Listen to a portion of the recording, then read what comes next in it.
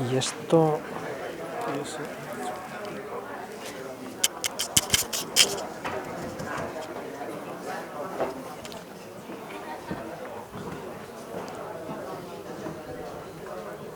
Buenas tardes.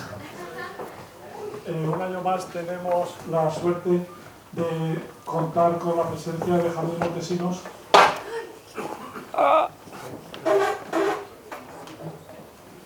Bueno, Benjamín Montesinos nos viene acompañando desde los inicios de la Universidad Popular Carmen de Michelena, ya en el curso 2009-2010, cuando todavía no teníamos una falla el micrófono un poco.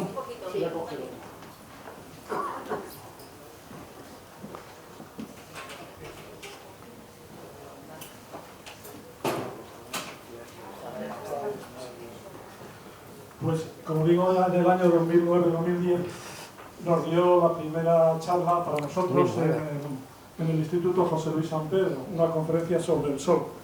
Y desde entonces, pues todos los años, no ha faltado a la cita, nos ha dado conferencias de temas muy diversos y generalmente sobre temas muy de actualidad, como el bosón de Higgs o los exoplanetas, o la energía oscura, o los resultados de la misión Rosetta, etc. Siempre temas de mucha actualidad y además explicados de forma que todos lo pudiésemos entender. Así que realmente estamos muy agradecidos por esa labor de difusión que ha realizado durante todo este tiempo y el apoyo que hemos recibido por parte de él desde los inicios, ¿no? De forma que este año estamos celebrando el 10º aniversario de la fundación de la Universidad Popular y el día 5 de abril, no sé si lo habéis recibido, lo recibiréis seguramente este fin de semana, vamos a tener un acto de celebración y bueno, pues ahí en ese acto una de las personas homenajeadas va a ser Benjamín Montesinos por esta labor de difusión continuada. Si no puedes estar, no te preocupes que te la haremos llegar ese reconocimiento. Bueno, la conferencia de Benjamín Montesinos ya es un clásico de nuestra programación y es muy esperada por todos los aficionados a la astrofísica. Supongo que todos le conoceréis, pero bueno, si alguien no le conoce, Benjamín Montesinos es doctor en astrofísica, en ciencia física por la Universidad Complutense, en la especialidad de astrofísica y en particular en la física del Sol y la física estelar. Y además desarrolla su actividad investigadora en el Centro de Astrobiología del CSIC INTA. Y aparte de su labor de investigación en paralelo, pues realiza una labor de divulgación muy intensa y además lo hace de forma muy entusiasta. Atiende a todo el mundo que le pide acudir a charlas de divulgación. Y tengo que decir que además lo hace francamente bien. Tiene una capacidad de síntesis y unas dotes pedagógicas que convierten cualquier tema, por abstracto o difícil que parezca, pues lo convierte en una charla muy amena y comprensible para todos. Y por eso está muy solicitado desde todos los lados, ¿no? Así que muchas gracias por acudir siempre a nuestra cita. Bueno, la conferencia de hoy se llama Hacia una teoría del todo. Fijaros que dice hacia una teoría, no una teoría porque todavía no la tenemos, ¿no? No tenemos esa teoría que explique todo el universo con todos los detalles desde el comienzo del universo, desde la primera millonésima de segundo hasta nuestros días, o que pueda predecir exactamente el futuro. No tenemos en resumidas cuentas una teoría que unifique las 4 fuerzas fundamentales que rigen la naturaleza. Y bueno, eso es una ambición que ha tenido siempre el hombre desde sus orígenes, ¿no? El tratar de comprender todo lo que existe, ¿no? Y en particular en el siglo pasado se dieron grandes avances en este tema. Y bueno, ha habido muchas teorías, pero bueno, nos han quedado como pilares fundamentales de la física de hoy día, la teoría de la relatividad de Einstein y la física cuántica. Las dos están súper comprobadas, son súper exactas, pero son incompletas. Una nos sirve para observar muy bien el microcosmos, o sea, el mundo de las partículas subatómicas con la física cuántica, y la teoría de la relatividad nos explica perfectamente las grandes formaciones estelares, galaxias, nebulosas, agujeros negros, etc. Pero es una teoría incompleta que cuando una teoría intenta meterse en el campo de la otra fracasa. Y bueno, pues en esa tarea llevan muchos científicos trabajando décadas. El mismo Einstein lo intentó. Y bueno, solo quería finalizar recordando la figura de Stephen Hawking, que ha desaparecido recientemente, y él utilizó las dos teorías, relatividad y física cuántica, para explicar su teoría de los agujeros negros. Así que en cierta medida ha contribuido también a acercarse un poco más a esta teoría completa. Y bueno, pues ya Benjamín Montesinos, que tiene mucho que contarnos, nos va a explicar todos los hitos fundamentales que ha habido en la ciencia y la física en particular, desde los orígenes, en ese camino hasta buscar una teoría completa que lo explique todo. De nuevo, muchas gracias y adelante. Gracias.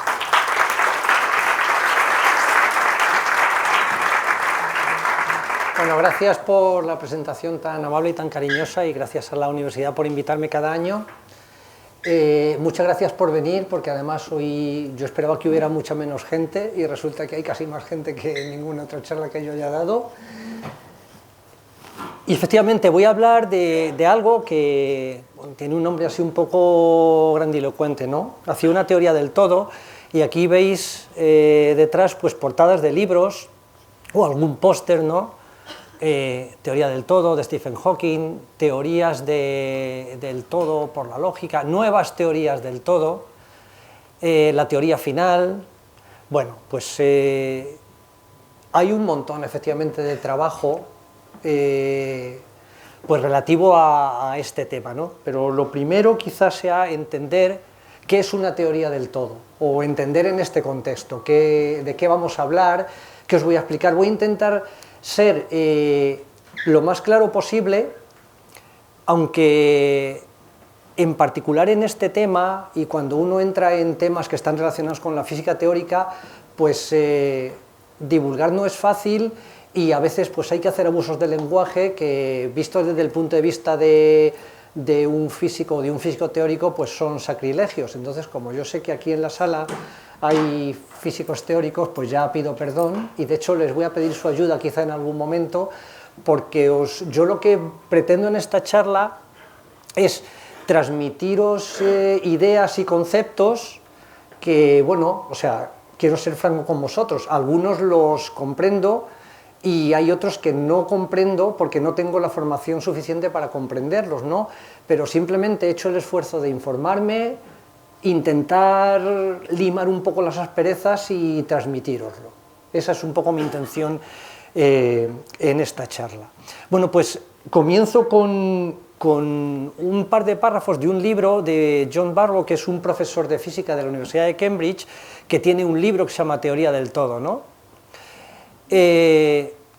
Los párrafos dicen así: podríamos pensar en una imagen única y global de todas las leyes de la naturaleza, de la que debe seguirse con lógica irrefutable la inevitabilidad de todas las cosas que vemos.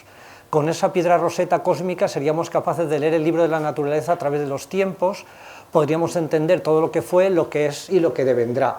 Es decir, si nosotros tuviéramos una teoría del todo, pues efectivamente podíamos desde aquí pues poner el tiempo hacia atrás y explicar un poco todo el pasado, y quizá lo más interesante es pues darle al tiempo hacia adelante y predecir el futuro. Pero predecir el futuro significa pues desde cuántos litros por metro cuadrado van a caer en un pueblecito de Ávila mañana, hasta quién va a ganar la Champions o quién va a ganar el Mundial de Rusia, ¿no?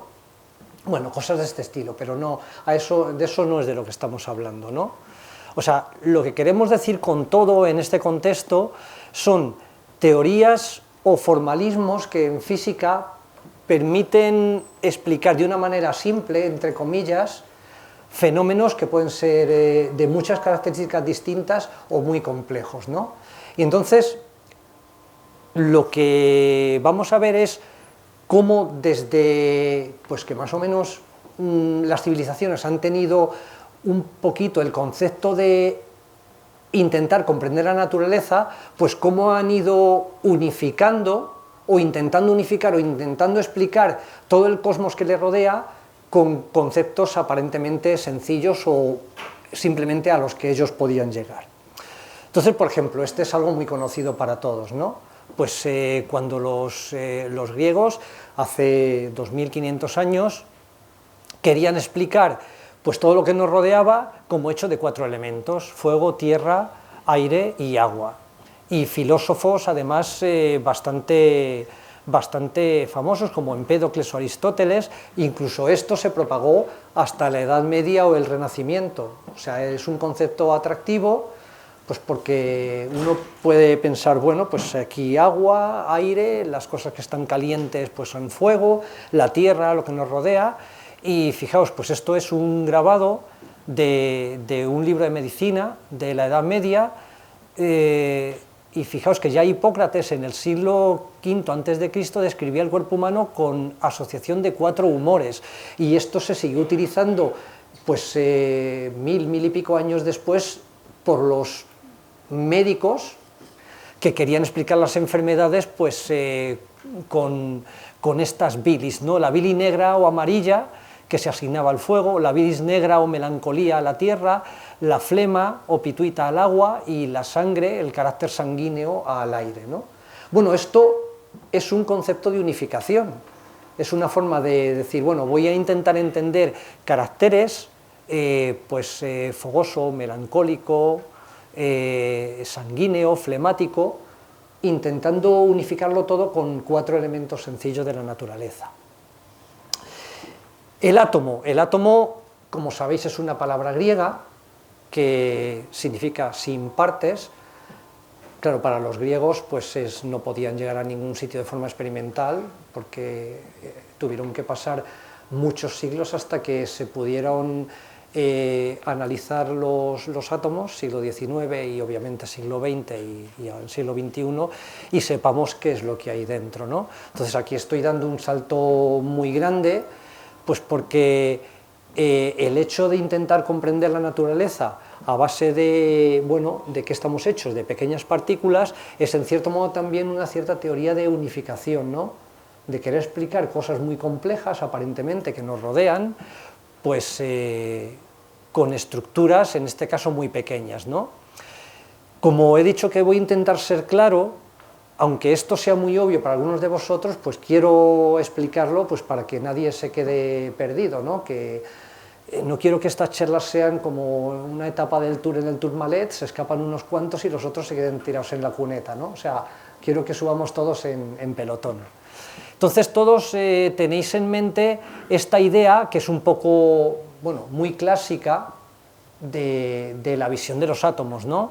Los átomos están formados por protones, aquí están representados por bolitas rojas, son partículas positivas; neutrones, que son partículas neutras; y electrones, que, bueno, pues aquí están girando en sus órbitas alrededor de los núcleos, ¿no?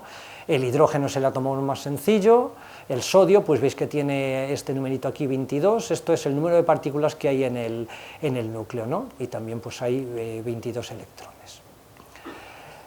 Bueno, un esfuerzo de unificación es la tabla periódica de los elementos. Entonces, aquí tenéis los intentos que se hicieron, una tabla muy pequeñita, pues donde ya veis una cierta periodicidad que ahora cuando veamos una tabla periódica ya moderna y grande, pues veremos que ya está aquí, no veis hidrógeno, litio, berilio, boro, carbono, nitrógeno, oxígeno. Y aquí un intento de 1869 de Meyer, y aquí aparece ya Mendeleev, que es el químico al que se atribuye, pues cuando se habla de la tabla periódica moderna, pues siempre aparece su nombre, pero quizá no aparecen los de estos químicos. Y entonces, pues lo que realmente se hacía para clasificar los elementos químicos que se conocían en aquella época, no sé si lo veis desde ahí atrás, pero aquí dice grupo 1, grupo 2, grupo 3, y aquí pone R2O, RO, R2O3, era pues ver cómo distintos elementos se combinaban con oxígeno, ¿de acuerdo?, aquí con hidrógeno, y los compuestos mostraban más o menos comportamientos similares. Entonces así pues se pudo ver pues cada elemento, colocarlo en una cajita con características comunes, y al final llegamos a esta tabla de aquí. Yo, si queréis, luego voy a dejar por aquí la presentación para quien se la quiera copiar, porque hay cosas que son, hay diapositivas que obviamente desde lejos no se ven en absoluto, y bueno, desde cerca tampoco, porque aquí hay numeritos y tal, pero fijaos, esto es una tabla periódica astrobiológica, ya que yo trabajo en un centro de astrobiología y la podéis buscar en internet, porque veis que cada cuadradito de cada elemento químico está dividido, aquí en la parte superior izquierda, dice la fuente astrofísica, y entonces fijaos, aquí el hidrógeno está en rojo, parte del helio está en rojo, el litio está en rojo, y ya ninguno de los otros elementos tiene rojo aquí en esta parte. ¿Por qué? Pues porque la tabla periódica, más o menos 20 minutos después de que sucediera el Big Bang, solo tenía 3 elementos, que era hidrógeno, helio y litio. Bueno, había un poco de berilio, pero era inestable y se desintegraba enseguida, ¿no? Luego, en esta parte de aquí, viene el uso biológico, ¿no? El rojo aquí también es esencial para la vida, y veis carbono, nitrógeno, oxígeno, son elementos esenciales para nuestra vida, y luego tienen aquí pues otras utilidades quizá un poquito más especializadas, ¿no? Aquí dice los dadores de cationes, de iones negativos más importantes en toda vida conocida. Aquí, bueno, volviendo a la astrofísica, veis los elementos que se producen en supernovas, veis que hay una cantidad de elementos aquí, ¿veis? Por ejemplo, todos estos elementos de aquí se producen en supernovas, estos elementos de aquí son radiactivos. Bueno, pues aquí los elementos, que es lo que nos interesa, ya están colocados en orden, aquí en estas columnas verticales, pues por orden de propiedades que nos hablan también de la estructura atómica. Entonces, luego veis que la tabla periódica realmente tiene 3 dimensiones, porque cuando llegamos aquí al bario y al radio, hay que desdoblar un poquito y aparecen aquí las tierras raras, que son los lantánidos y los actínidos, porque se superpone otra capa de electrones, ¿no? Esto es realmente un esfuerzo de comprender la naturaleza, o sea, realmente bonito y bello, ¿de acuerdo? O sea, esto para los químicos en su época pues llegó a ser como una teoría del todo, porque se puede comprender por qué un elemento muy ligero como es el litio puede tener propiedades similares a un elemento muy pesado como puede ser el francio o el cesio, que tienen núcleos realmente pesados. Bueno, los átomos. Pues resulta que los átomos, que eran cosas sin partes, cuando uno empezó a escarbar un poquito y tuvo medios para hacerlo, medios experimentales, pues resulta que sí que tiene partes, ¿no?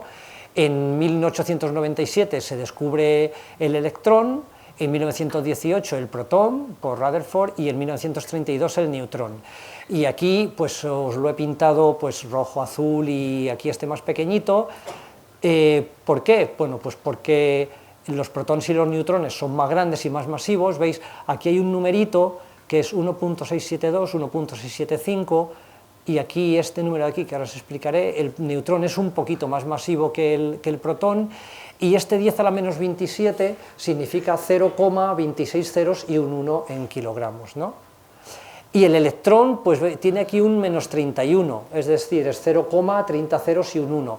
Pues si colocamos en una balanza un neutrón, pues en la otra tendríamos que colocar del orden de, si pudiéramos, 10.000 electrones, ¿no? para equilibrarla, ¿no? Y aquí tenéis una imagen del núcleo atómico formado por protones y neutrones, y la nube de electrones estaría pues por aquí alrededor. Entonces, bueno, pues hemos dado un paso adelante y decimos, vale, ya tenemos los elementos químicos clasificados, pero ahora queremos ver qué pasa con los átomos. O sea, los átomos de qué están hechos. Aparentemente podemos explicarlo todo con protones, neutrones y electrones, solo con eso. O hay más constituyente de la materia. Es decir, que si hemos llegado a descubrir el protón y el neutrón pues hace aproximadamente, pues aquí justo hace 100 años, y aquí pues hace 80, si tuviéramos un cascanueces que pudiera cascar los protones y los neutrones, si los partimos, ¿qué vamos a encontrar? ¿Vamos a encontrar algo o simplemente nos quedamos con medio protón, si es que eso fuera posible, ¿no? Bueno, pues resulta que los físicos buscas continuamente nuevas partículas, ¿no? Y entonces tenéis aquí una línea temporal, 1890, el electrón, aquí un vacío, el protón, 1932, el neutrón, y aquí se empieza a encontrar el positrón, que es un electrón positivo, el muón más menos, piones, kaones, y como veis, pues aquí bueno, ya no he vuelto a pintar la línea esta, porque de 1960 hasta aquí pues conocemos del orden de 200 partículas, ¿no? Enrico Fermi le dijo a su estudiante, que también fue premio Nobel, si pudiera recordar los nombres de todas esas partículas me hubiera dedicado a la botánica, ¿no? Entonces, claro, aquí los físicos de partículas, los químicos estaban contentos porque digamos que ellos tienen su tabla periódica, pero los físicos de partículas empezaron a estar descontentos porque resulta que además del electrón, el protón y el neutrón, había 200 y pico partículas más, ¿no? Y entonces dijeron, bueno, esto no puede ser. ¿Es posible explicar todo el zoo de partículas con algo que fuera más sencillo? Bueno, pues entonces aquí viene la idea de los quarks, de los que muchos de vosotros quizá ya ha oído hablar, ¿no? Esa idea empezó a forjarse en el año 64, hace 54 años, o sea, es relativamente moderna, cuando estos dos físicos sugirieron que los centenares de partículas se podían explicar como combinaciones de tan solo 3 partículas elementales, ¿no? Y Gell-Mann las bautizó como quarks, que es una palabra sin sentido, que viene de una novela de James Joyce, y entonces para que los cálculos funcionaran se asignaron a los quarks cargas eléctricas de 2/3 y menos 1/3, es decir, que si vosotros cogéis un protón y lo cascáis, no queda medio protón y tal, ¿no? Resulta que lo que queda, ahora lo vais a ver, pues son 3 cosas, quedarían 3 partículas por ahí si es que se pudieran aislar, ¿no? Hoy se sabe que los quarks no son 3 sino 6. Y entonces, pues fijaos, aquí hay unos dibujitos, porque los físicos teóricos hablan, bueno, aquí veis otra vez la línea temporal, y donde se detectaron estos quarks, ¿no?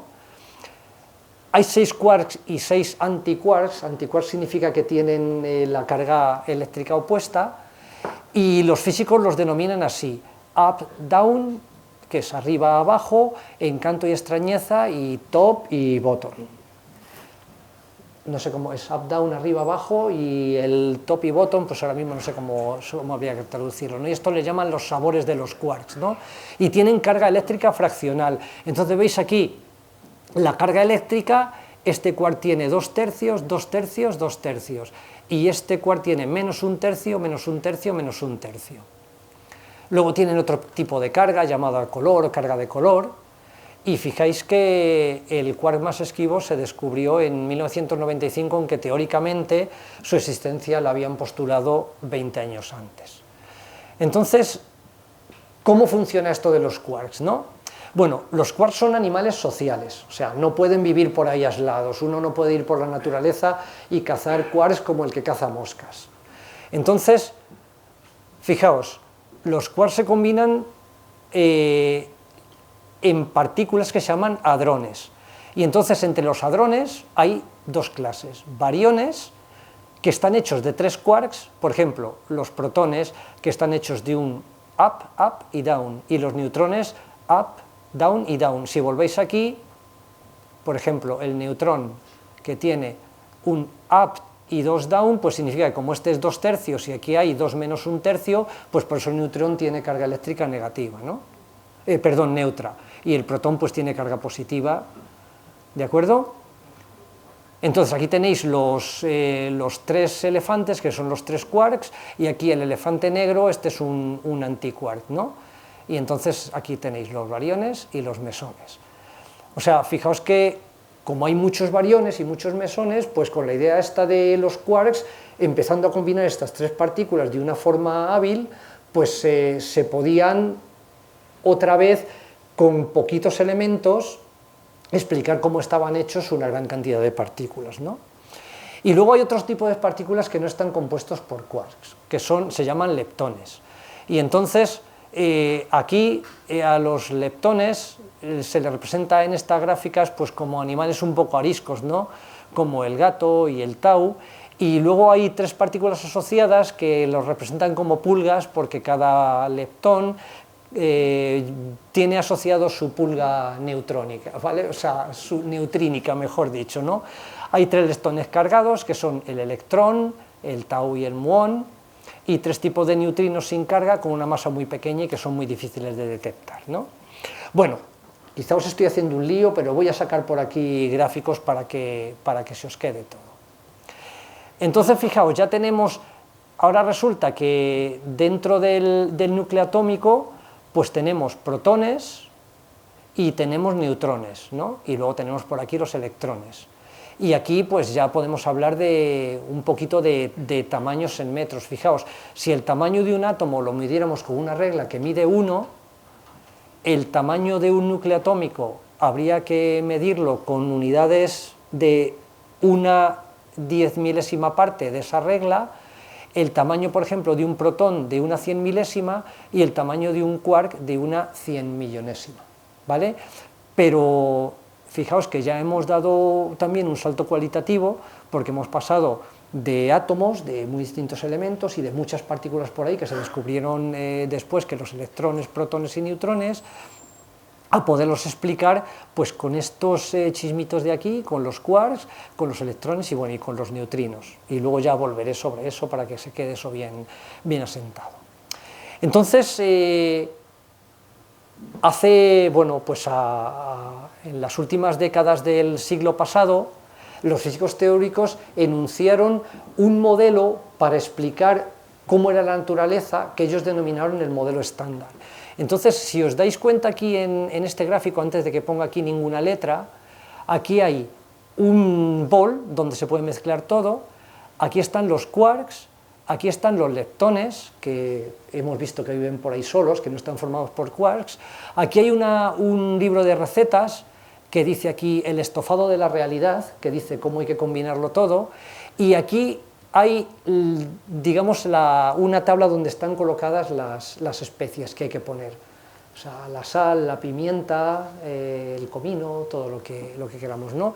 Y veis que aquí viene la palabra fuerza, es como una especie de pegamento, ¿no?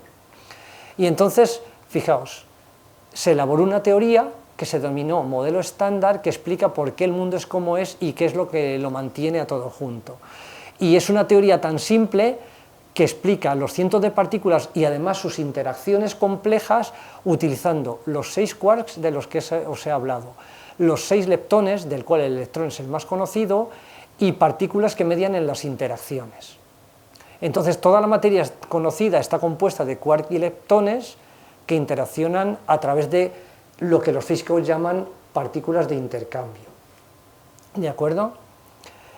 El modelo estándar es una muy buena teoría, como vamos a intentar ver así de una forma muy pictórica en lo que viene a continuación, pero no lo explica todo porque hay una fuerza, que es la fuerza de la gravedad, que es a la que nosotros estamos más acostumbrados, pues la estamos sufriendo continuamente, pero la fuerza de la gravedad no está incluida en el modelo estándar.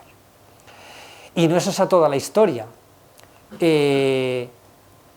porque sabemos que todo lo que está cerca de nosotros, o lo que vemos en el universo, galaxias, o cuando miramos por un telescopio pues, y vemos en las galaxias estas nubes de gas y de polvo, sabemos que desde las galaxias a las montañas y a las moléculas, todo efectivamente está compuesto de quarks y de leptones, pero por cada clase de partícula de materia hay una correspondiente antipartícula, y que cuando una partícula y su antipartícula se encuentran, se aniquilan en forma de energía.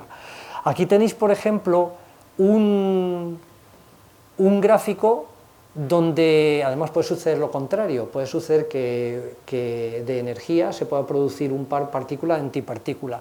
Entonces, fijaos, esto de aquí es una fotografía pues bastante antigua de unos dispositivos que utilizan los físicos de partículas experimentales, que se llaman cámaras de niebla, donde se ven las trayectorias de partículas sometidas a campos magnéticos.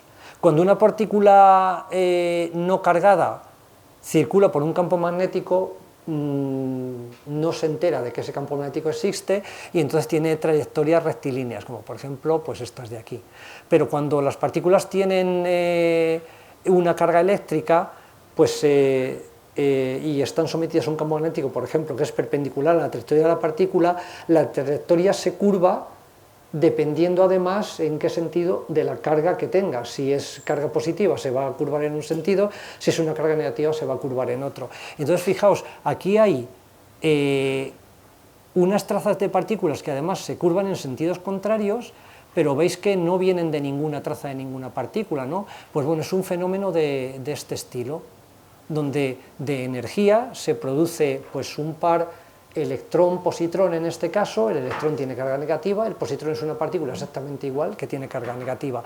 Y eso es a lo que se le llama antimateria. La antimateria no es nada misterioso, o sea, parece así una cosa de ciencia ficción, ¿no?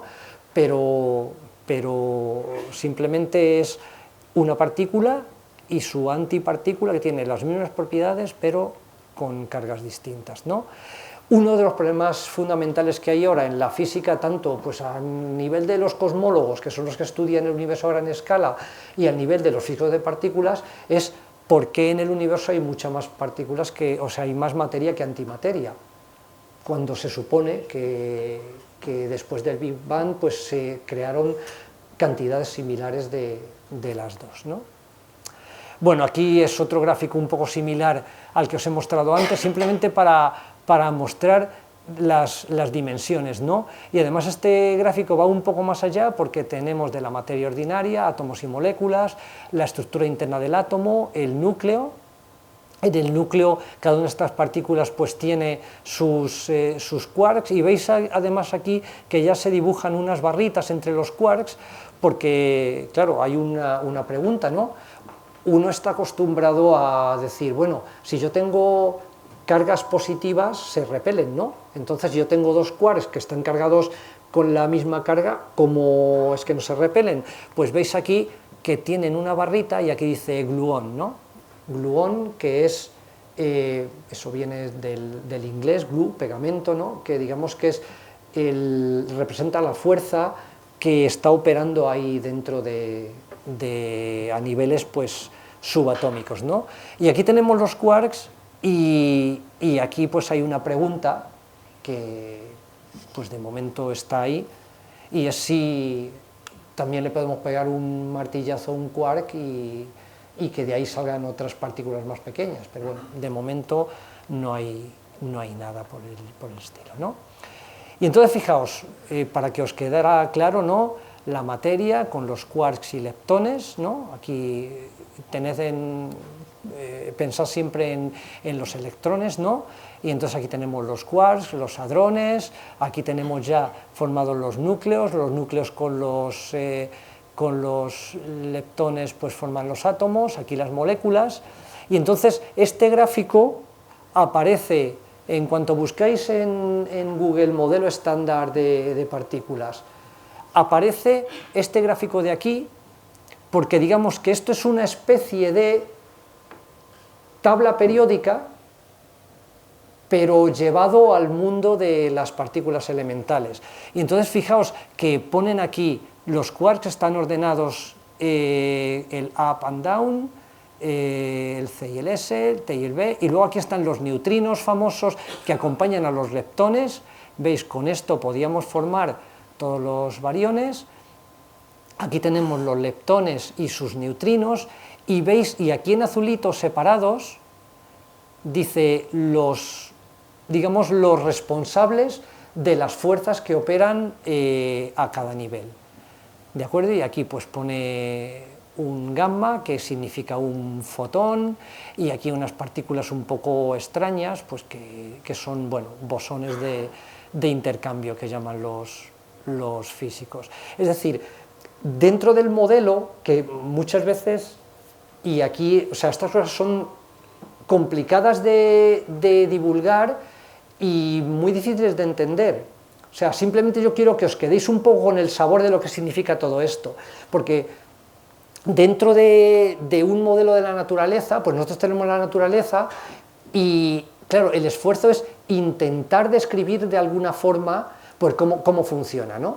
Entonces vosotros imaginaos a Newton cuando él dijo, vale, pues voy a estudiar la fuerza de la gravedad, cómo se mueven los astros, ¿no? Y claro, Newton se hizo la pregunta, y a Newton no le gustaba para nada la acción a distancia, era ¿cómo sabe la Luna que la Tierra está aquí atrayéndola? ¿De acuerdo? O ¿cómo sabe la Tierra que el Sol está ahí y que, bueno, pues se ejerce una cierta... Debe haber algún tipo de información que se intercambie por el espacio, ¿no? Newton no tenía ni idea de lo que podía ser. O por ejemplo, o la interacción electromagnética, ¿no? Si yo tengo aquí un protón y aquí otro protón, dos cargas positivas, ¿qué se están intercambiando? ¿Qué información se están intercambiando para atraerse o repelerse, dependiendo de cómo sea su carga, ¿no? Entonces, estas particulitas que hay aquí, bueno, en el caso de la interacción electromagnética, los físicos hablan de fotones virtuales que se intercambian entre las partículas, que no son fotones de luz, como los que nosotros imaginamos, ¿no? Entonces, es un concepto que dices, bueno, pues vale, yo estoy haciendo aquí lo que los ingleses dicen hand-waving arguments, es decir, mover las manos, pero realmente hay una física muy, muy compleja detrás y un aparato matemático que, bueno, pues hay que tener una cierta preparación para entenderlo, pero bueno, yo creo que el propósito de estas charlas es soltar las ideas y que vosotros, pues más o menos, cada uno a nuestro nivel, pues nos quedemos con ellas, ¿no?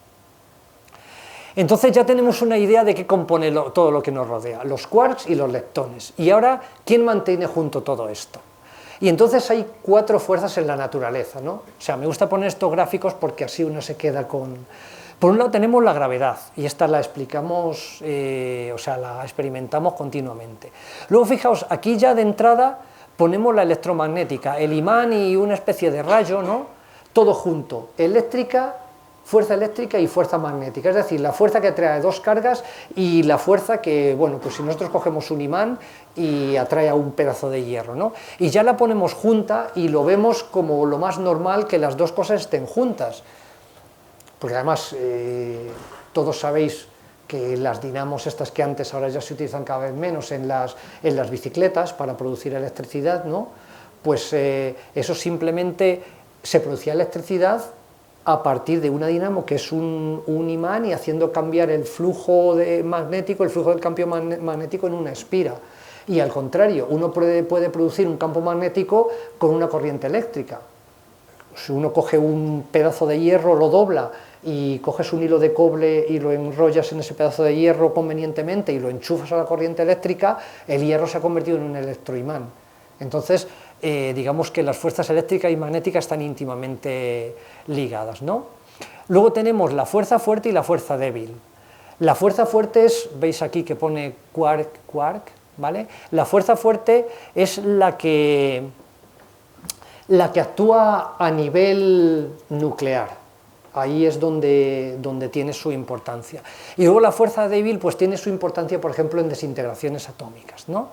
Y aquí, fijaos que, curiosamente, la fuerza gravitatoria es la más débil de las 4. O sea, si en una escala la fuerza gravitatoria tiene una fuerza de 1, la fuerza débil sería 10 a la 26, es decir, un 1 y 26 ceros más potente, la fuerza electromagnética 10 a la 37 veces más potente y la fuerza nuclear fuerte 10 a la menos 34, a la más 39, un 1 y 39 ceros más intensa.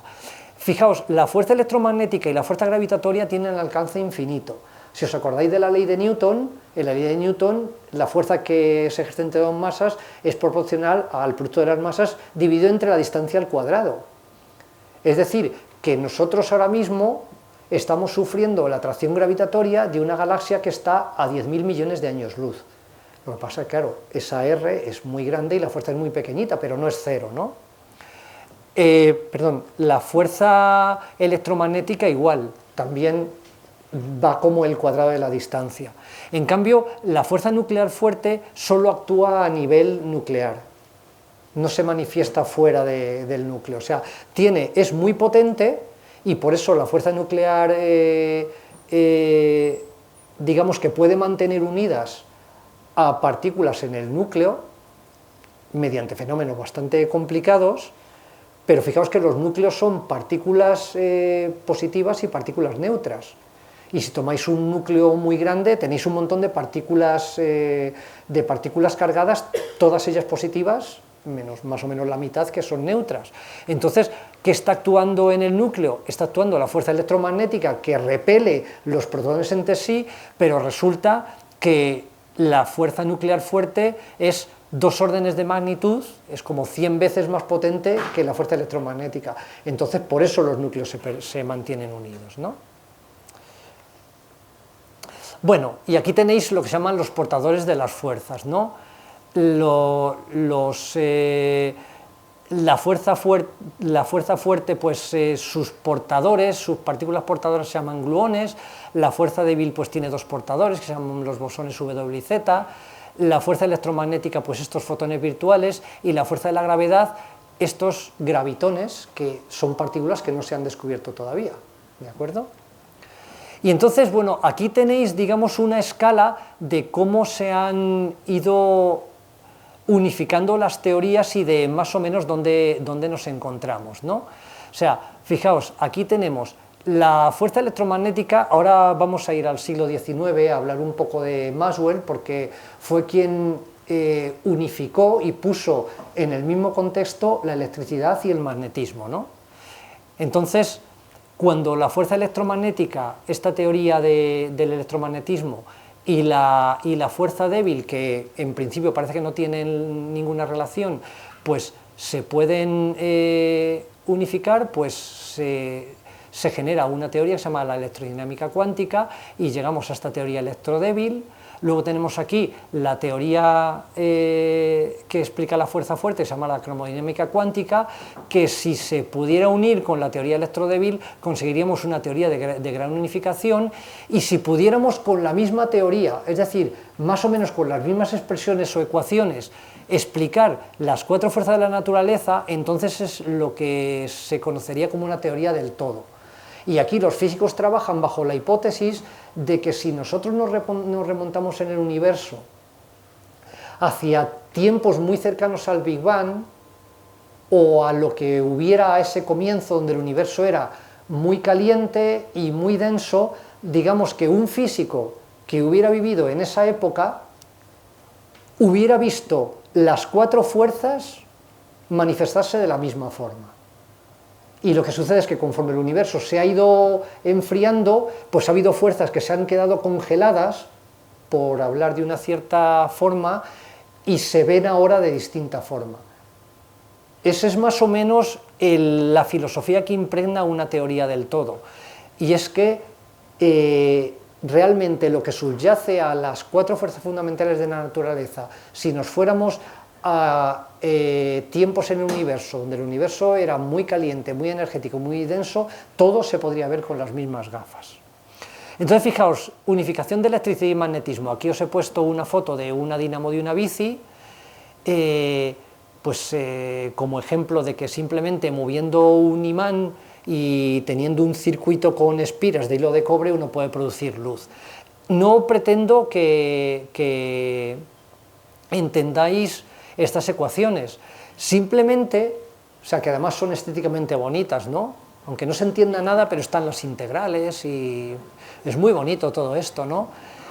Pero fijaos que en las mismas ecuaciones aparece por aquí el B, que normalmente se utiliza en física para denotar campos magnéticos, y aparece aquí con el E, que es lo que se suele utilizar para campos eléctricos. Y entonces veis que están mezclados en las mismas ecuaciones. La J, aquí son corrientes eléctricas, y veis que hay una J y aquí hay una B, es decir, que electricidad y magnetismo se pueden explicar con el mismo cuerpo de ecuaciones, ¿de acuerdo? Y esta es una fotografía de Maxwell, que era un físico escocés, y entonces fijaos, ya tenemos la teoría electromagnética que está representada aquí, y aquí tenemos la unificación de la teoría electromagnética con la interacción débil, que además la hicieron estos tres físicos que ganaron el premio Nobel y que además pues, tuvieron un papel fundamental también para el modelo estándar de partículas. Y entonces, fijaos, los físicos habían intuido, os lo leo para los que estéis lejos de la pantalla, desde hacía tiempo, que las interacciones débil y electromagnética estaban íntimamente relacionadas, que a distancia de 10 a la menos 18 metros las intensidades de ambas son comparables, a 3 por 10 a la menos 17 metros la interacción débil es 1 entre 10.000 la interacción electromagnética, y a distancias típicas de las que existen entre los quarks, en un protón y un neutrón la interacción débil es incluso menos intensa aún, ¿no? Entonces el modelo estándar, esa mesa que ponía antes ahí, fue capaz de combinar una interacción unificada que se llamaba electrodébil, las interacciones electromagnética y débil. Y aquí tenéis, conforme se van unificando las fuerzas, veis aquí a este tipo que significa la interacción débil, ya con su rayo. Bueno, el imán ha desaparecido porque yo creo que si le cargamos con el imán al pobre lo aplastaríamos, ¿no?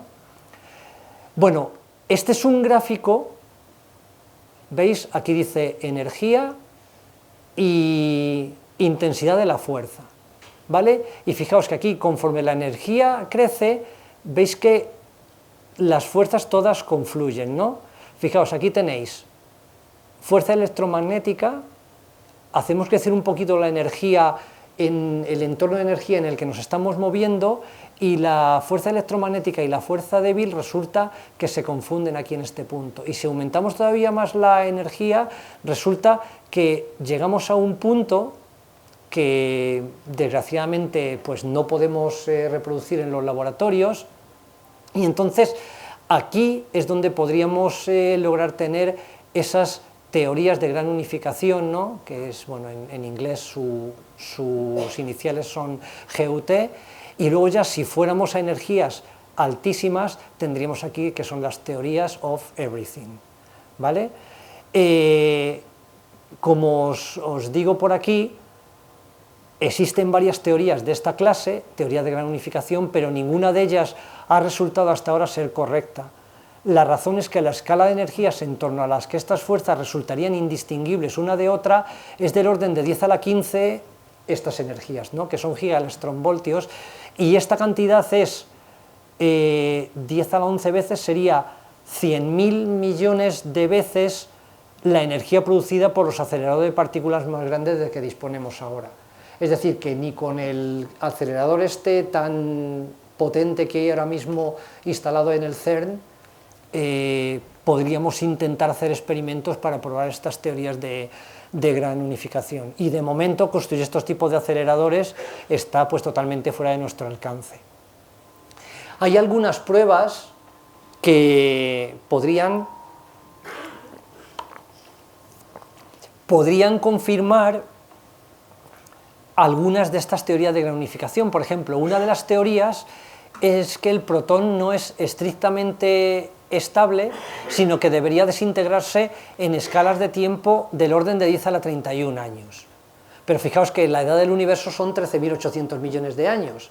Es decir, habría que coger un protón, ponerlo aquí en la plataforma y esperarnos pues bastante más que la edad del universo a ver si al protón le da por desintegrarse en algo, ¿no? Entonces, claro, esto no se hace en física, no es un chascarrillo. Y fijaos, aquí tenéis cómo se desintegraría el protón, aquí saldría un positrón, aquí saldría un pión, y aquí saldrían dos fotones, ¿de acuerdo? Bueno, y sería posible con ciertos detectores captar la luz de esa desintegración. Entonces, esto sí que hay experimentos. Lo que se han hecho es, hay experimentos, por ejemplo, en Japón hay uno que se llama Super Kamiokande, que lo que hace es, obviamente no juega con un solo protón, es un tanque enorme donde hay agua que tiene unos ciertos compuestos, y entonces lo que intenta, además esto está debajo de la Tierra, pues para prevenir que no haya interacciones de rayos cósmicos, porque puede venir un rayo cósmico y producir una interacción con partículas y producir ese tipo de luz, y entonces pues bueno, uno tomaría como un falso positivo algo que realmente no no es, ¿de acuerdo? Y entonces, pues bueno, hay experimentos intentando cazar uno de estos eventos, pero de momento pues no se ha cazado, no se ha detectado ninguno. Por ejemplo, hay otra predicción que podría ser los monopolos magnéticos, ¿no? Sabéis que hay cargas positivas y cargas negativas eléctricas, y que un imán tiene un polo norte y un polo sur. Y bueno, pues ¿hay cargas magnéticas? Pues no las hay, de momento no se ha descubierto ninguno, ¿no? Problemas no resueltos, como os he dicho antes, dentro de todo este mundo de la unificación de las teorías. ¿Por qué observamos materia y prácticamente ninguna materia si debería haber una simetría en el universo entre ambas, ¿no? Hay por ahí muchas teorías, y es que dicen que hay partes del universo que podrían ser universos de antimateria, o bolsas de antimateria en el universo, pero si sucediera, deberían estar totalmente desconexas de un lugar donde vea materia, porque os he dicho que la materia y la antimateria, si se tocan, se aniquilan en luz, y no se ve en el universo nada parecido. Luego, ¿son los quarks y los leptones realmente fundamentales, o hay partículas todavía más fundamentales, ¿no? Y aquí por eso el quark se pregunta que si yo no soy fundamental, ¿quién va a serlo? Luego, ¿os acordáis que había 3 filas de partículas, 3 generaciones, ¿no? ¿Por qué hay 3 generaciones de quarks y de leptones y no más o menos? Eso es una pregunta que, bueno, o sea, 3 vienen bien para explicar la naturaleza, pero ¿por qué 3? Pues no se sabe, ¿no?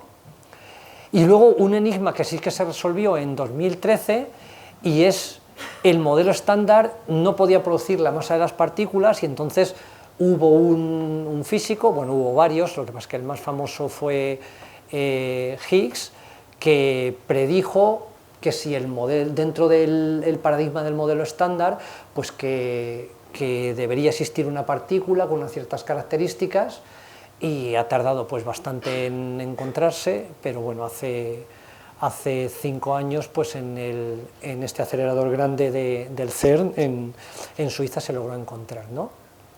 Bueno, y sobre todo, ¿cómo ajusta la gravedad en todo esto? ¿Por qué la gravedad no le gusta entrar en este juego, ¿no? Bueno, pues fijaos, aquí está otra vez este gráfico, ¿no? La fuerza fuerte, el electromagnetismo, la fuerza débil. Aquí se unifican todas, aquí tenemos las teorías de gran unificación, y fijaos donde los físicos dicen que una teoría del todo que incluyera la gravedad vería con la misma intensidad, es decir, con las mismas gafas, todas las fuerzas de la naturaleza. Estaríamos en edades del universo de 10 a la menos 43 segundos. O sea, sucede el Big Bang y sería 0,42 ceros y un 1 en segundos, ¿no? Y si ahora mismo nosotros andamos por aquí en energías de, pues, fijaos, 10 a la 2 en esta escala de gigaelectronvoltios, pues aquí estaríamos en 10 a la 19, es decir, multiplicado por un número que tiene un 1 y 17 ceros más. Es decir, no podemos hacer ningún tipo de experimentación para simular en un laboratorio esta era que se llama la era de Planck, ¿no? Aquí tenéis un poquito la cronología del universo primitivo, donde un físico que trabajara allí, pues lo estaría viendo, suponiendo que pudiera aguantar esas temperaturas y esas densidades, y trabajaría con una teoría del todo. Fijaos cómo va variando el tiempo, o sea, aquí no ha pasado ni un segundo desde el posible Big Bang, ¿no? Y la temperatura aquí es un 1 y 33 ceros en grados. Aquí operaría las teorías de gran unificación, y aquí, en este momento, la interacción nuclear fuerte se congelaría, comenzaría la inflación, que es ese proceso en el cual en una fracción mínima el universo se expande un factor enorme. Aquí se crean las partículas. Aquí todavía no ha pasado un segundo de la edad del universo, y fijaos cómo va descendiendo la temperatura, y veis cómo digamos que en esta visión donde conforme el universo se va enfriando, las interacciones se van como desacoplando una de otras en cuanto a su fuerza, pues aquí la interacción nuclear débil se congela, aquí se combinan los quarks para formar protones, aquí los neutrinos se desacoplan de los fotones, y entonces, pues bueno, aquí tendríamos la teoría, si tuviéramos una teoría de gran unificación con la fuerza fuerte y la fuerza electrodébil, y aquí la gravedad todavía fuera, pues aquí lo que dicen los físicos teóricos es que, bueno, pues necesitamos incluir la gravedad para crear una teoría del todo, una teoría de superunificación, ¿no? O sea, básicamente necesitamos una nueva física que explique qué sucedía con el universo cuando el universo era muy joven, ¿no? Y entonces, bueno, os he puesto aquí este cómic, ¿no? Aquí hay dos físicos con ecuaciones y bueno, aquí dice en medio, ha puesto en la pizarra, entonces ocurre un milagro, ¿no? Y dice aquí de aquí abajo, dice, yo creo que debería ser un poco más explícito aquí en el paso 2, ¿no? Pues efectivamente, porque ya entramos en terrenos muy, muy complicados, ¿no? Bueno, pues os voy a dar unos cuantos apuntes acerca de qué se está haciendo ahora en este mundillo, ¿no? Y por qué se habla de estas teorías de gravedad cuántica, ¿no? Y es porque sabéis que hay dos teorías que se originaron en el siglo XX, que son la mecánica cuántica y la relatividad, que son teorías muy, muy sólidas, ¿no? La relatividad pues, ha sido probada en montones de contextos y de hecho, pues es que, bueno, hace unos poquitos años alguien pensó que Einstein se había equivocado porque, bueno, había habido un experimento donde parecía que se violaba la teoría de la relatividad y luego resultó que es que había una fibra óptica mal puesta, ¿no? Pero ya empezaron los periodistas a decir, no, ya Einstein no estaba en lo correcto y tal, ¿no? Y luego la mecánica cuántica también tiene mucho éxito pues, para explicar el universo subatómico, ¿no? Pero las dos teorías no se llevan bien en dos contextos, ¿no? Y es cuando estamos en lo que en el mundo de la relatividad se llaman singularidades. Por ejemplo, en lo que sucede en los agujeros negros o en lo que pudo suceder en el Big Bang, ¿no? O sea, una singularidad, hablando así de una forma muy pedestre y muy brusca, sería un lugar en el universo donde, sabéis que uno de las predicciones de la teoría de la relatividad general era acerca de, bueno, la gravedad que es curvatura, ¿no? O sea, realmente, ¿por qué los planetas o por qué todo se mueve en ciertas órbitas? Pues porque las masas, los objetos masivos, curvan el espacio es como si fuera un tejido, y entonces los objetos se ven obligados a moverse siguiendo esas curvas del espacio. Es una forma elegante de explicar la gravedad, aunque tiene otros problemas conceptuales, y es decir, bueno, ¿qué es el espacio?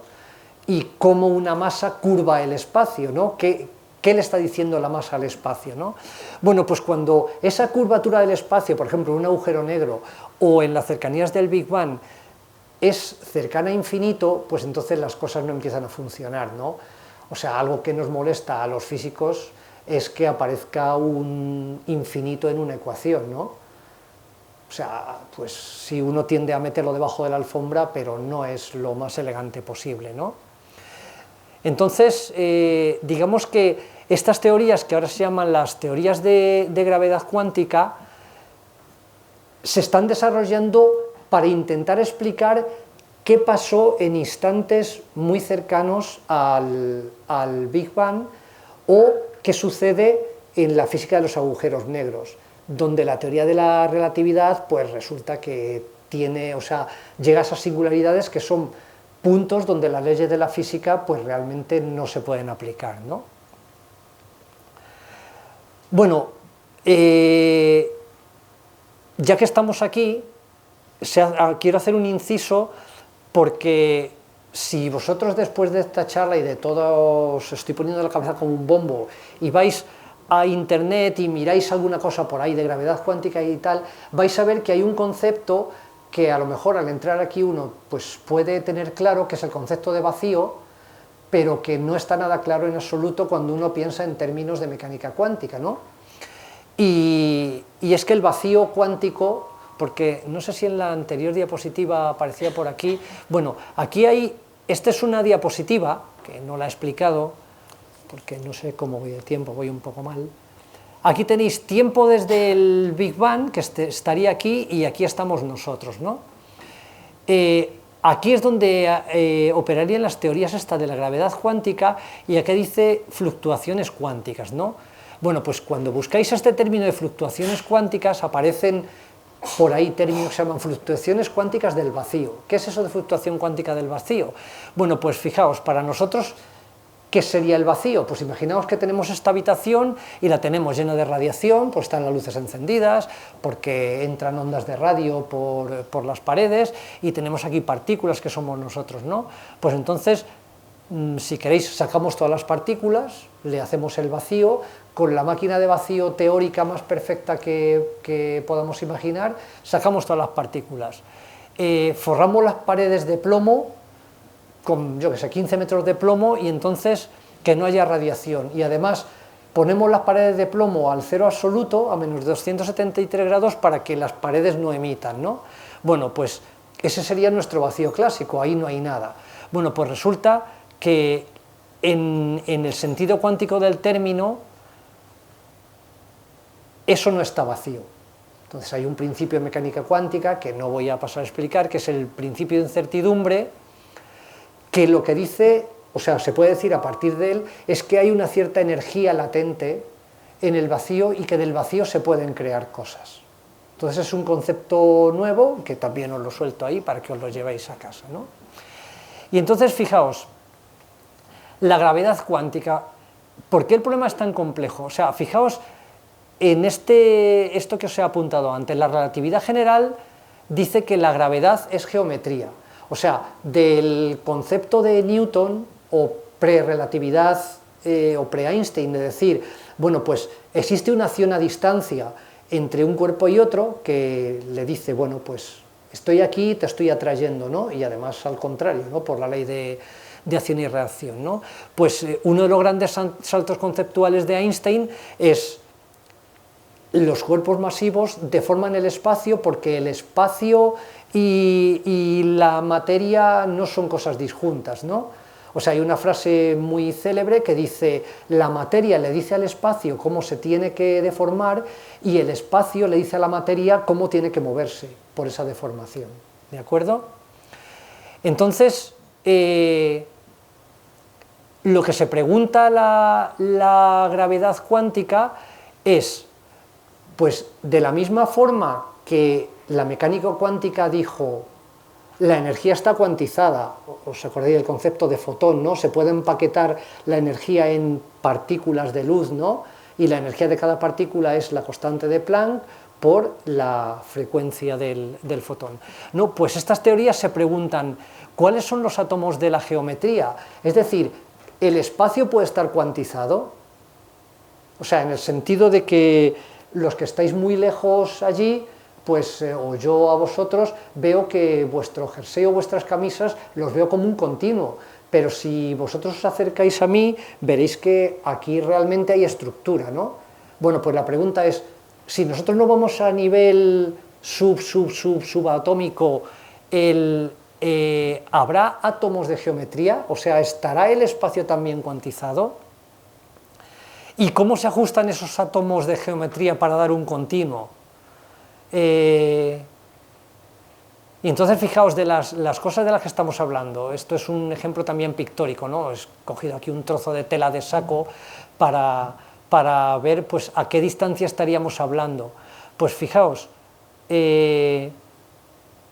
aquí hay, bueno, varias constantes fundamentales. Hay una longitud que se define en física, que es la longitud de Planck, que es 0,32 y un 1, y entonces esa longitud de Planck, dice, fijaría la escala a la cual el continuo este de Einstein, de su espacio-tiempo, se rompería, ¿no? Pero claro, esto no se ha visto nada, esto es simplemente o sea, esto es teoría, por eso es todo tan difícil, y porque no se pueden hacer experimentos, ¿no? Y bueno, hay teorías de gravedad cuántica, una pues que se llama de la teoría cuántica de lazos, luego está otra teoría de cuerdas. En concreto, con esta teoría de cuerdas hay hay un debate entre los filósofos de la ciencia. Yo no soy ningún experto en ninguna de las dos, pero hay un debate acerca de si se le puede colgar a esta teoría la etiqueta de teoría, porque una teoría es algo que coge la naturaleza, explica lo que ve y además predice cosas, ¿no? O sea, por ejemplo, la teoría de Einstein, pues cogió la naturaleza, explicó ciertos fenómenos y además predijo otros que a Einstein ni se le hubiera ocurrido que tenían nada que ver con relatividad. Por ejemplo, que la órbita de Mercurio alrededor del Sol no es una órbita cerrada, sino que se va moviendo y al cabo de muchas órbitas hace un rosetón. Pues parte de ese movimiento, y además se puede predecir con teoría de la relatividad general, no es clásico, es relatividad, ¿no? En cambio, la teoría de cuerdas se le achaca que como se mueve a energías tan grandes, pues puede predecirlo todo. O sea, de los que son muy contrarios a la teoría de cuerdas, lo que dicen es que los teóricos de cuerdas lo que hacen es que tienen una pared en blanco, tiran un dardo y luego van con una diana y la colocan en el dardo. Y dicen, ah, he acertado, sí, pero es que si hubiera caído el dardo en otro sitio, es decir, modificando sus parámetros, hubieran hecho también otra predicción similar, ¿no? Entonces, bueno, pues voy a pasar muy por encima, pero bueno, en esta teoría, pues como os he comentado antes, retiene fusión entre geometría y gravedad de Einstein, pero usa esto que decíamos de geometría cuántica, ¿no? Hay ciertas predicciones de estas teorías, por ejemplo, esta teoría en concreto, algunas variantes de esta teoría implican que no hubo un Big Bang, y entonces, sino que nuestro universo puede ser producto de un rebote de otro universo, y aquí en vez de haber un Big Bang donde habría una singularidad, pues no hay una singularidad porque, no sé si había aquí en una diapositiva, no, creo que no estaba aquí, pero digamos que aquí la curvatura es enorme, pero no llega a haber una singularidad, ¿no? Y el pre-Big Bang y el post-Big Bang se unen a través de un puente cuántico, y entonces realmente ahí no hubo ningún proceso de creación del universo, ¿no? Sino que todo venía, pues a lo mejor de un universo infinito, ¿no? Luego aquí está la teoría de cuerdas, ¿no? Y aquí hay otro chiste que dice, bueno, aquí está el profesor, aquí están los alumnos, y dice, bueno, de acuerdo, ahora que está aquí el paramédico con su desfibrilador y el frasco de sales, vamos a aprender un poco de teoría de cuerdas, ¿no? Porque esto ya también es algo complicado. Ay, no sé qué ha pasado. Bueno, pues la teoría de cuerdas básicamente dice que la materia está hecha de pequeños objetos unidimensionales que se llaman cuerdas, y que las cuerdas parecen partículas cuando no se ven con los suficientes aumentos, ¿no? O sea, básicamente estas teorías lo que implican es que el universo tiene muchas más dimensiones de las que vemos. Y entonces os voy a poner aquí un gráfico que es bastante explicativo, ¿no? Y entonces, fijaos, un acróbata que esté yendo por una cuerda, lo que ve, bueno, su universo es de 3 dimensiones, pero básicamente su universo se ha reducido a una, ¿no? Porque lo que quiere es no caerse de la cuerda, ¿no? Entonces aquí tenéis el pie del acróbata sobre la cuerda, pero aquí tenéis una pulga, un ácaro sobre la cuerda, y el ácaro que ve, que la cuerda realmente tiene más dimensiones de las que ve el equilibrista, ¿no? Entonces, pues hay un montón de, bueno, hay bastantes variaciones sobre las teorías de cuerdas, ¿no? Y entonces resulta que el universo, además de las 3 dimensiones espaciales que conocemos, más la dimensión temporal, pues tienen dimensiones extra que están compactificadas, y compactificadas significa pues que esos ejes están tan curvados que no están plegados en el universo, o sea, están ahí pero no los podemos ver, y son necesarios para que estas teorías existan, ¿no? Y luego, bueno, pues ya existen las teorías de que nuestro universo es una rebanada de un universo de más dimensiones, etcétera, etcétera, ¿no? La teoría de cuerda pues tiene como posibles implicaciones, universos paralelos, pero bueno, no hemos visto ninguno, porque por definición todo lo que vemos con nuestros telescopios está dentro de nuestro universo. Y luego pues también la existencia de agujeros de gusano, ¿no? no solo como predice o podría predecir la teoría de la relatividad general, que es que cuando hay dos puntos donde hay una curvatura, pues por ejemplo donde sucede un agujero negro, pues donde anteriormente en nuestro universo tendríamos que hacer un camino muy largo para ir de un punto a otro, pues si hay un agujero negro, es decir, un lugar de curvatura muy grande, se pueden unir dos puntos del universo que antes no lo estaban y podríamos pasar de un punto a otro. Pero en la teoría de cuerdas, pues también se unirían puntos distantes en universos paralelos, o sea, esto ya sería un poco rizar el rizo, ¿no? Y bueno, pues esta es la controversia que os había comentado antes, ¿no? O sea, aquí hay dos físicos diciendo, ¿qué estamos realmente diciendo aquí, no? O sea, que es una controversia que tienen los propios físicos de teorías de cuerdas, ¿no? Y si son científicas estas teorías, ¿no? Karl Popper, que es un físico o sea, un filósofo de la ciencia bastante famoso, pues dice, el rasgo que define la personalidad de una ciencia o de una teoría científica es la falsabilidad. Si una teoría no es falsable, es decir, si no hay manera de que se realice una predicción que conduzca a un resultado falso, entonces la teoría no es científica, ¿no? Entonces, bueno, pues hasta ahora estas teorías no son predictivas. Entonces, bueno, tienen colgada la etiqueta de teoría, aunque realmente hay personas que dicen que no lo son, ¿no? Y entonces, bueno, pues aquí tenemos unos gráficos que, digamos, están recapitulando un poco qué es lo que tenemos, ¿no?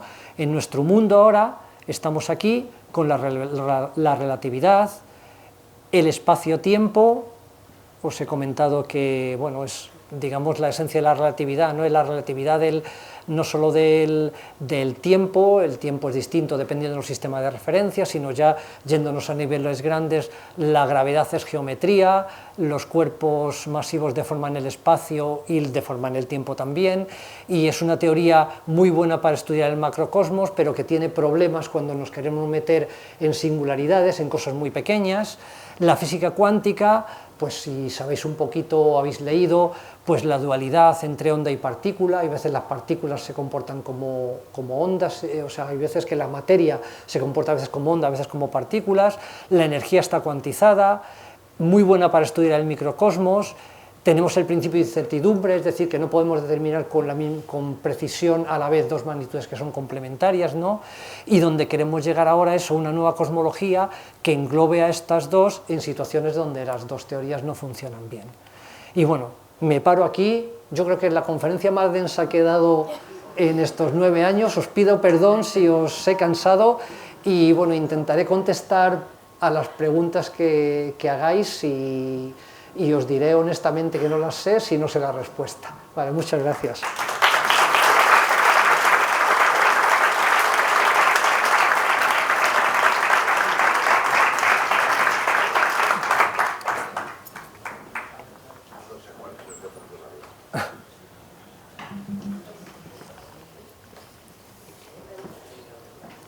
Yo siempre digo que hacer la primera pregunta es complicado, o sea que usted haga la segunda.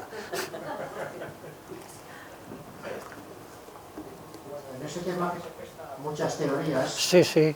Una de ellas, que anda por eso, el yo la leí hace tiempo, dice que hasta qué punto podemos considerar como una fuerza, y en ese caso conseguir crear fuerzas.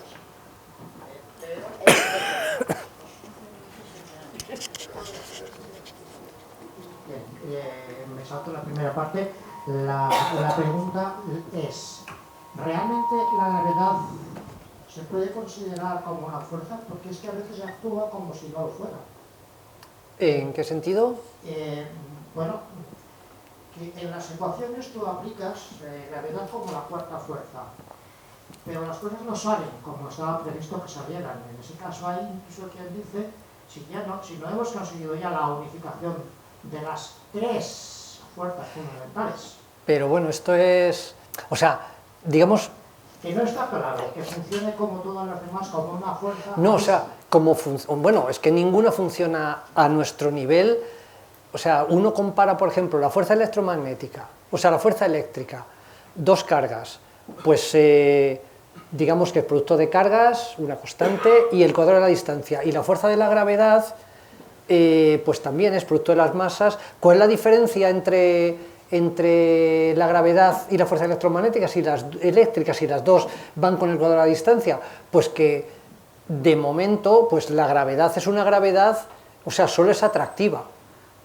Esto nos daría también para hablar qué sucede con todo esto de la energía oscura y de que el universo se esté expandiendo aceleradamente, que eso es otra historia, ¿no? Pero a lo que usted dice de ¿por qué se dice que la gravedad es una fuerza? Bueno, obviamente, o sea, la gravedad es una interacción, eso no lo podemos obviar, o sea, es una interacción que estamos sintiendo a diario y que se está sintiendo el universo y que mantiene, por ejemplo, bueno, unidas las galaxias en su estructura o los cúmulos de estrellas.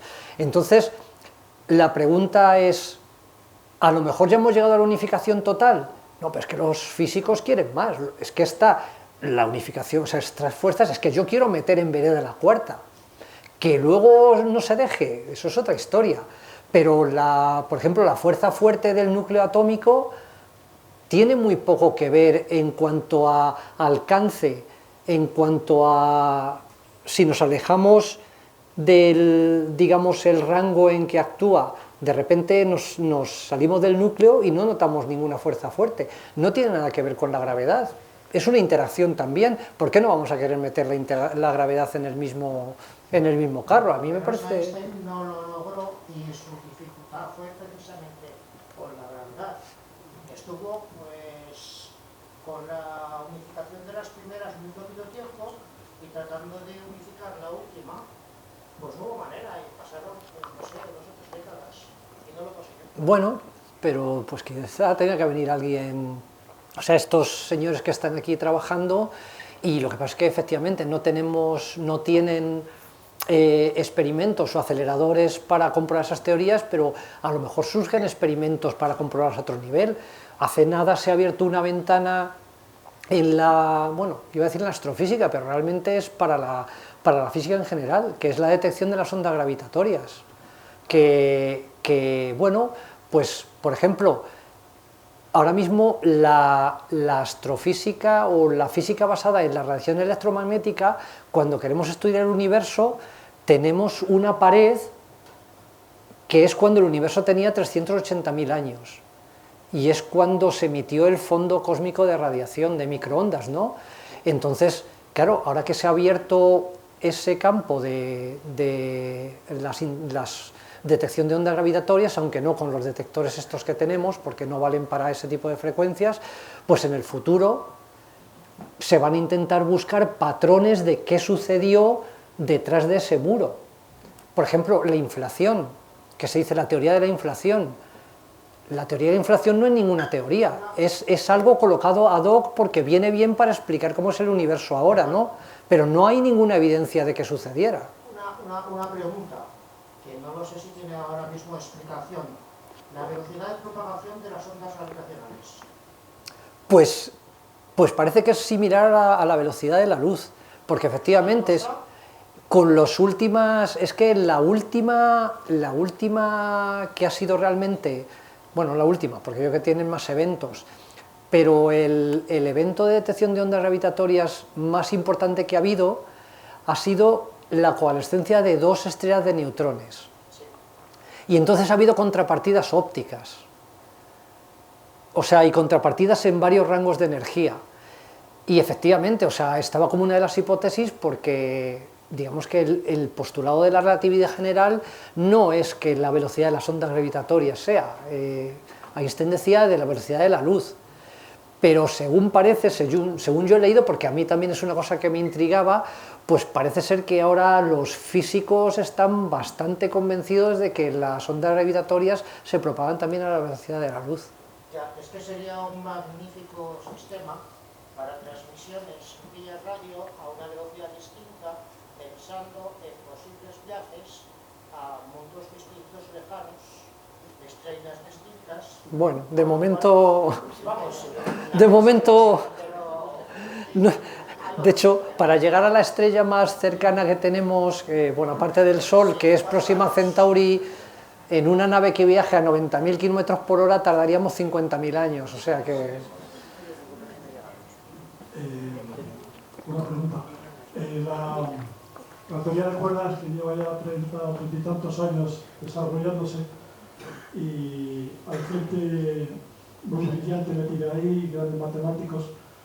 Alguna vez le he escuchado a algún crítico diciendo que es una pena que gente tan buena y mentes tan brillantes en teoría hayan perdido el tiempo ahí. ¿Tú cómo lo ves? O sea, todo ese esfuerzo que han hecho, todos esos desarrollos matemáticos, en cualquier caso, han supuesto un avance para algo que se pueda aprovechar. Bueno, yo no soy ningún experto en teoría de cuerdas y bueno, tengo aquí un compañero que es Fernando Barbero, que él es físico teórico, a lo mejor él puede contarnos algo más, pero yo sí que he estado rodeado de físicos que hacían teoría de cuerdas a nivel pues más teórico o menos teórico y tal, y yo creo que, o sea, básicamente quizá muchos de estos físicos lo que quizá están haciendo es crear un aparataje matemático, porque realmente esto es física matemáticas o matemáticas, ¿no?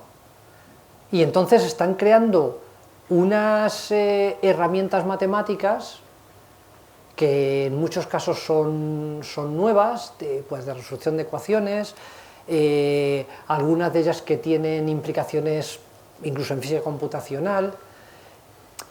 O sea, visto desde mi punto de vista de un astrónomo, y que yo me considero pues mitad observacional y mitad teórico, en el sentido de que yo hago mis observaciones y las quiero comparar con modelos, pues no sé, pues quizá por mi propia formación, pero es una cosa totalmente subjetiva y que no tiene por qué ser ni más o menos correcta que otra aproximación, pues a lo mejor yo me sentiría un poco frustrado si trabajara en ese campo, ¿no?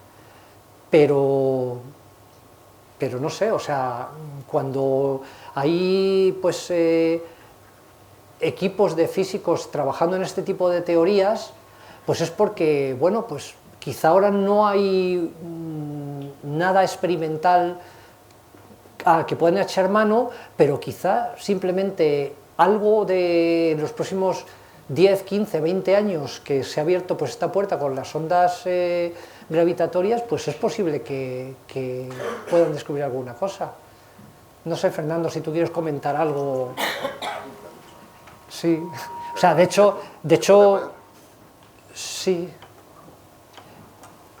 De hecho, bueno, volviendo un poco a algo un poco más liviano, pues si sois seguidores desde la serie esta de Big Bang Theory, ¿no?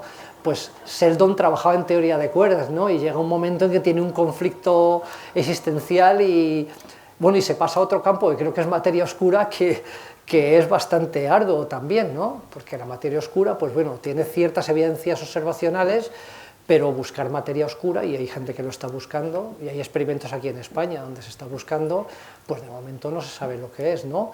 Pero bueno, yo creo que ante todas estas cosas, yo creo que lo que hay que hacer es seguir para adelante, no quedarse parados, y por eso la vida de los físicos teóricos a veces es muy ardua, ¿no? Pues porque tú vas trabajando con una cierta intención, sabes a dónde quieres llegar, ¿no? O sea, sabes que hay dos teorías que son muy potentes, que no funcionan en ciertos entornos, y quieres llegar a una teoría que sea elegante y que explique todo esto, ¿no? Entonces, bueno, eso es una motivación suficiente. Pero luego, por otro lado, tienes el problema de que efectivamente tu teoría no es predictiva, no puedes hacer, a menos, bueno, puedes cambiar tus parámetros, y eso es lo que se le achaca. Por eso es también un debate interesante de filosofía de la ciencia. Hola. A ver, quería hacer una pregunta sobre, parece una pequeña contradicción. Se dice que el universo comenzó en el Big Bang y que antes no había nada. Entonces, cuando dices que hay un vacío cuántico, yo entiendo que si hay un vacío cuántico, hay un espacio. Si hay un espacio, el universo había comenzado ya. Yo no he dicho que haya un espacio. Si hay un vacío cuántico, ¿un vacío cuántico sin espacio? ¿Es posible eso? Claro, es que la pregunta, esto es ya filosofía. Yo no soy cosmólogo, yo soy un humilde físico estelar, que no sé por qué me meto en estos charcos. Pero no, básicamente, claro, la pregunta aquí sería, ¿qué es la nada? Porque muchas veces uno va, buscas y dices Big Bang, tal, no sé qué, y entonces te encuentras la frase, el universo se creó en una fluctuación cuántica del vacío, o en una fluctuación cuántica de la nada, ¿no? Y dices, bueno, entiendo las palabras por separado, bueno, algunas más que otras, ¿no? Pero no, esto no es nada evidente. Y desde luego, lo que te dicen hay veces que dices vídeos en YouTube del Big Bang, ¿no? Y entonces de repente se ve el vídeo negro y se ve un punto brillante allí y de repente explota. No. O sea, esto de que hubiera ahí un átomo colgado de un cierto sitio y que de repente, por no sabe qué razón, explota y de ahí sale todo, eso no debió ser así. Yo no sé cómo fue, ni nadie lo sabe realmente. Por eso divulgar esto es muy difícil, porque claro, tú dices, ¿qué es la nada? Claro, es imaginarse todo no es un espacio vacío, no es un espacio vacío donde tú de repente te materializas y puedas trazar tus tres ejes y no, es que no debe ser así. No, yo no sé cómo, o sea, no sé intuirlo. Si alguien... La última pregunta, no voy a hacer más. La inflación que se produce en el primer momento en el universo, a partir del momento cero, implica que se produce una expansión a una velocidad superior a la luz. ¿Cómo se explica eso?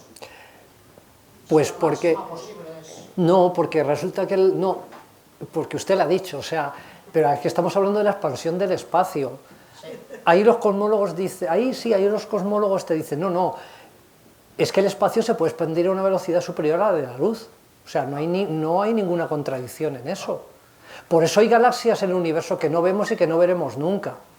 O sea, y aquí sí que me gusta utilizar un símil, y es, imaginaos que estamos en una pista de atletismo, de estas de 100 metros lisos, ¿no?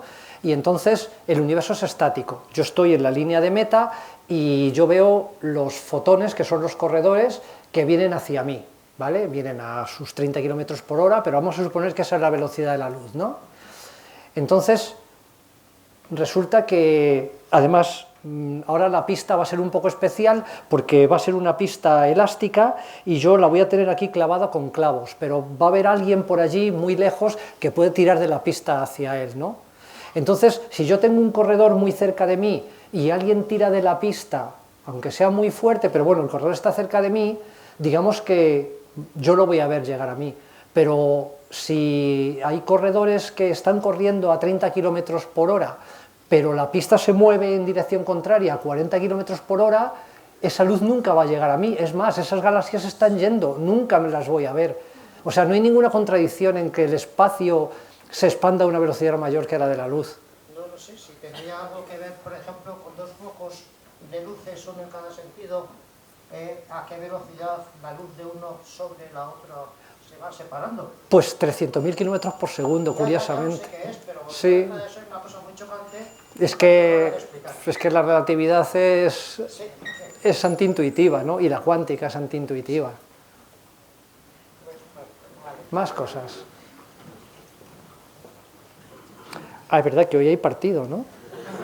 Los futboleros... No vemos nada más de momento.